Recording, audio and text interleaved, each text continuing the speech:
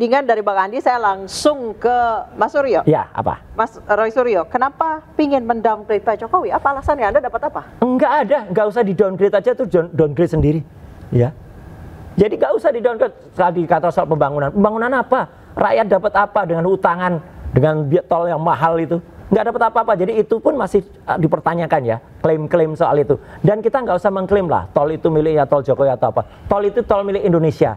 Dulu zaman Pak Harto, kemudian diteruskan juga oleh Bu Mega, oleh Pak Habibie, Gus Dur, ada Pak SBY. Kita nggak usah ngeklaim juga, oh itu tol Kelok 9 itu tolnya Pak SBY, tol Suramadu itu tolnya. Nggak usah. Ya itu tol presiden-presiden kita, ya gitu membangun. Jadi artinya nggak usah diklaim kayak gitu. Yang jelas malah sekarang utang kita banyak. Nah sekarang kalau soal mendowngrade, nggak usah di-downgrade ya. Orang sudah tahu sendiri sekarang. Oh dulu itu cuma pencitraan kayak gitu isinya. Oh ternyata itu utangannya tambah besar. Dan sekarang ya yang terjadi dengan adanya kasus ijazah ini, ya jelas kalau ada orang tidak jujur dari awal, ya itu akan kelihatan. Kalau jujur kayak Obama, dengan mudahnya Obama dipertanyakan. Pak sertifikatnya langsung tunjukin.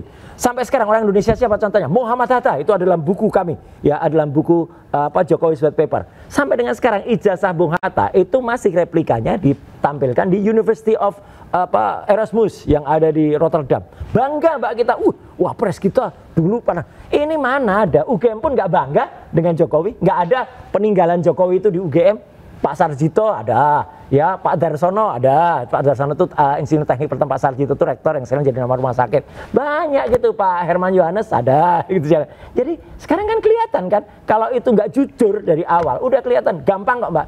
Kenapa dari awal tidak diperlihatkan? Begitu diperlihatkan selesai. Dengan podcast itu Anda menurut Anda UGM buang bodi apa ngebelain Pak Jokowi? Malah konyol ya. Satu, buang bodi. Kedua, tidak konsisten. Awalnya dekan Fakultas Kehutanan nunjukin, sekarang kemarin malah bilang kami nggak pernah punya lagi. Aneh gitu. Padahal dengan podcast itu justru akan kelihatan Mbak, bahwa UGM tidak memahami yang namanya Undang-Undang Keterbukaan Informasi Publik nomor 14 2008. Sedih saya gitu. Selaku perancang dan pembuat undang-undang itu bersama teman-teman yang lain.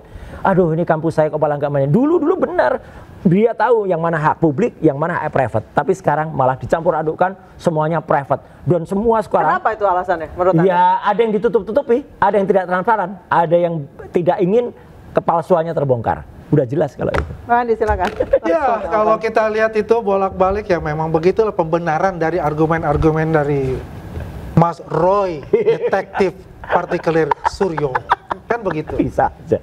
Tapi kalau kita lihat ya, yang namanya di Papua, ya siapa presiden yang berani menurunkan harga dari yang namanya bensin ya, kita ke bahan bakar, sama dengan Jawa.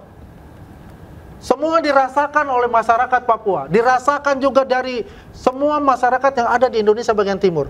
Karena cita-cita beliau itu adalah Indonesia sentris yang terkoneksi seluruhnya, ya bukan hanya pembangunan dalam sektor apapun itu hanya di Pulau Jawa. Tapi itu harus berkembang di Indonesia bagian timur, di Kalimantan, ya, di Sulawesi, di Maluku, di Papua, di Nusa Tenggara, ya, itu luar biasa. Dan itu bisa dilihat kok, itu kenyata gitu loh. Kalau dikatakan dia Pak Jokowi tidak mempunyai katakanlah legacy yang dibilang, legasinya ternyata legasinya ada semua kok, dan itu diakui oleh seluruh masyarakat, ya. Coba kita lihat di mana di Papua itu. Tapi kan sayang ya, Bang Andi, maksudnya setelah Pak Jokowi turun malah yang tersebar adalah itu kasus ini. Ya jelas itu karena saya balikin lagi. Karena ada oknum-oknum tertentu ingin bermain ya di air yang keruh, bergenit-genit ria untuk mengincar sesuatu. Apa tuh? Sudah jelas ada orangnya langsung dikonfirmasi. Sudah jelas tadi kan sasaran akhirnya kemana? Kemana? Sudah jelas tadi. Kan udah saya jelaskan juga. Ada kelompok A, ada kelompok B, kelompok C. Termasuk ini? Dengan tujuan yang sama, satu kolam yang sama. Iya kan, akhirnya dia masuk di situ. Termasuk ini tadi yang dikatakan fitnah tadi ya. Jadi kan begini. Viral jadi Gibran follow akun intinya judi adalah online, bahwasannya apa yang dilakukan ya, apa yang dilakukan oleh mereka itu ya. Nah ini agak menarik ya, katakanlah kenapa di UGM tidak ada namanya Pak Jokowi. Come on, yang di sana itu adalah mantan-mantan rektor UGM yang mempunyai nama di gedung itu. Beliau aja baru step down. Ya, mungkin nanti ada suatu Kita tunggu. penghargaan dari UGM untuk alumni terbaiknya. Mungkin saja Roy Suryo ada patungnya di sana. Enggak lah, Ya kan mungkin saja kan saya bilang kan, yang itu pasti nonsens Saya untuk bukan buat saya. narsis. Tapi kalau misalnya ya Pak Yakugem memberikan sebagai alumni terbaik presiden 2 periode ya, memberikan kontribusi untuk negara dan dinilai bagi UGM itu adalah sesuatu yang luar biasa, maka diberikan misalnya satu ruangan misalnya ya dengan nama Joko Widodo. Itu bisa-bisa saja. Yang jelas Karena gini, Pak, itu ini udah ada. ya, karena itu kita itu jangan berpikiran sangat sempit untuk itu. Kalau dikatakan Erasmus House, Erasmus University, di situ ada fakta itu.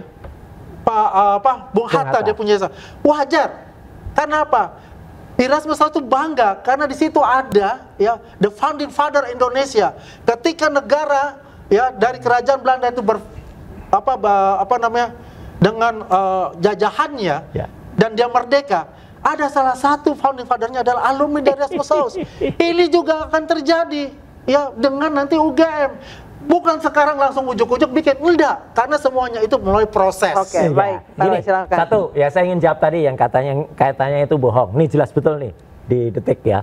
Viral Instagram Gibran follow akun judi online. Setwapres beri penjelasan. Jadi Setwapres memberikan penjelasan bahwa itu sudah di-unfollow. Ada dan sudah di-unfollow. Penjelasannya sangat simpel kayak pencuri ngambil barang, Mas Raf. ketahuan. Jangan ditunjukin. Oh iya, kompetitor. Oke, ya. Ya dari Kompas lah, kalau dari mana nanti ya, atau dari MNC News ada nanti. Ada. Nah, yang kedua adalah kalau soal penghargaan kepada UGM, ada memang dulu BEM ya, Badan Eksekutif Mahasiswa itu memang pernah memberikan penghargaan kepada Jokowi sebagai alumni paling memalukan. Ada itu ketika ketuanya Gilbran. Kenapa alumni? Berarti lulus? Enggak. Dalam ADART Kagama itu memang pernah tahun 2014 itu diubah. Ya, kita juga kaget loh kok ada instruksi mengubah. 2014 siapa presidennya? Ternyata Kagama diminta mengubah pada pasal 9. Ya, jadi yang disebut alumni itu orang belum tentu yang lulus. Mungkin pernah masuk sehari aja kuliah di sana alumni. Jadi itu. Jadi jelas dia pernah mendapatkan penghargaan ini pada saat ketua BEM-nya atau Gilbran ya, bukan Gibran. Ini Gilbran yang benar, ya Gilbran. Alumni paling memalukan. Jadi ya itulah, nanti kita lihat aja lah yang ada, dan artinya biarkan semua itu berjalan dan biarkan kebenaran mencari jalannya. Saya ke Pak Slamet. Pak Slamet, menurut Anda yang dilakukan UGM dengan podcast itu mengklarifikasi semua informasi viral dan narasi-narasi dari Roy Suryo, itu membela mati-matian atau ya tadi pertanyaan saya sama apa Bung Bodi? Ya, saya tidak ingin mengatakan pembelaan atau tidak, tapi pertarungan komunikasi politik di dalam era post-truth ini harus kita pahami betul-betul. Mengapa? Karena emosi dan keyakinan pribadi lebih berpengaruh daripada fakta objektif. Contoh gitu. Kedua kubu ya saling mempengaruhi, merasa bahwa itu benar. Maka analisisnya terlepas dari bukti, maka masyarakat yang sudah tidak percaya akan keaslian ijazah mantan Presiden Jokowi tetap terus meragukan walaupun itu mungkin nantinya betul-betul asli. Nah, kemudian fakta di dalam era post-truth ini bisa dikalahkan oleh narasi dan juga opini yang dibangun terus-menerus di media sosial termasuk di media massa. Makanya pemerintah atau perguruan tinggi seperti UGM bisa kehilangan legitimasi dalam kasus dugaan ijazah palsu ini jika gagal mengelola persepsi ini secara transparan. Karena itu klarifikasi rasional yang tidak cukup, klarifikasi rasional tidak cukup, tapi butuh strategi komunikasi publik yang efektif untuk mengembalikan kepercayaan. Jadi menurut saya apa yang dilakukan UGM kemarin itu strategi komunikasinya belum mencerminkan apa yang diharapkan oleh publik. Maka di sini kalau secara analisis politik selalu muncul teori konspirasi politik. Jadi konspirasi ini seringkali muncul di masyarakat ketika ada ketimpangan informasi. Jadi ada krisis kepercayaan dan ketertutupan institusi. UGM dianggap melakukan ketertutupan informasi. Maka dalam kasus dugaan ijazah palsu mantan Presiden Jokowi ini, itu ada kecurigaan terhadap elit. Elitnya elit perguruan tinggi dan juga elit di dalam pemerintahan yang dulu masih bagian dari pemerintahan mantan Presiden Jokowi. Itu kan tudingan publik, sehingga dianggap ada konspirasi, dan ini harus bisa dibuktikan karena teori konspirasi ini menjadi alat politik untuk membangun kalangan oposisi untuk menjatuhkan pihak-pihak yang sedang berkuasa, termasuk juga penguasa UGM seperti itu. Dari ijazah kemudian berkembang ke konspirasi yang lebih besar. Kita akan bahas saja, tetap di The Prime Show.